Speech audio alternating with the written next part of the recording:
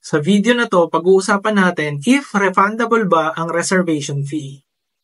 So let's say nagpaplano kang bumili ng bahay and nag-inquire ka sa Facebook, nag-browse ka, nakakita ka ng ads and nag-inquire ka sa agent or sa broker and then nag-tripping kayo or yung tinatawag natin na site viewing, tiningnan nyo ng personal yung project, yung bahay na plano nyong bilhin. And on the spot, nagustuhan nyo. So, makakapili na kayo ng unit. Pwedeng yung unit na malapit sa gate o yung yung corner lot, yan mga ganyan. Yan yung malapit sa amenities, sa swimming pool. So, yun yung tinatawag natin na reservation. So, on the spot, pwede ka nang pumili ng unit. Okay, so ano ba yung mga requirements sa reservation? So, dapat meron kang dala na 2 valid IDs, 2 government IDs, payslip, tsaka yung tinatawag na reservation fee o para ma-reserve mo yung unit. So, magkano ba yon? So, merong mga property na ang reservation ay 10,000, depende sa unit, depende sa amount ng unit. Meron kaming property na worth 11 million, yung reservation niya 100,000. So, depende sa amount ng property. Mas malaki yung amount, mas malaki yung reservation fee. Ang validity niya, ang standard natin ay 30 days.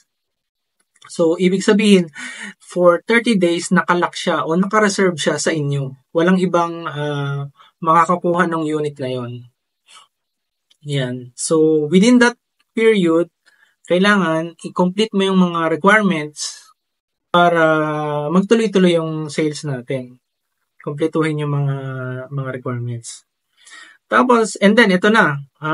Ito na yung situation. Pag uwi mo, biglang nagbago yung isip mo or nag-away kayo ng asawa mo, sabi, hindi yun yung priority nyo or let's say, sabi niya, kotse muna yung bibilhin. Ayan. So, kinabukasan, bumalik ka dun sa office ng developer and nagre-request ka for refund. Ayan. So, refundable ba ang reservation fee?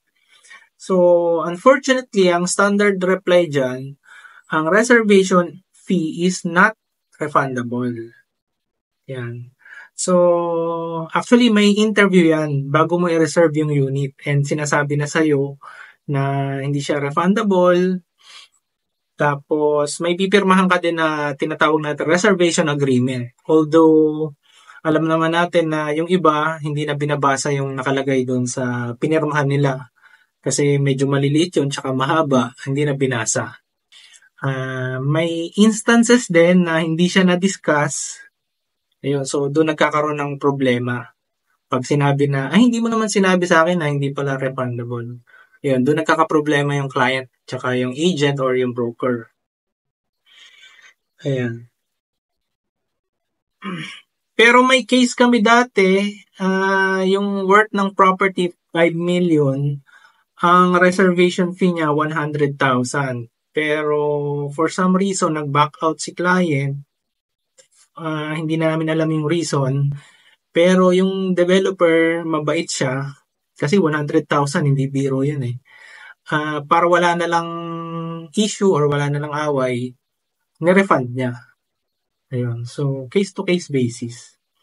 So, actually, depende talaga sa developer. Although, ang standard reply natin dyan, reservation fee is not refundable.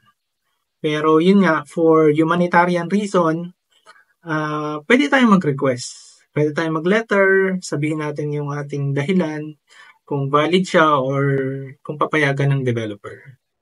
So, again, this is Alvin Ico, real estate broker from Kingsman Realty, and see you on our next video.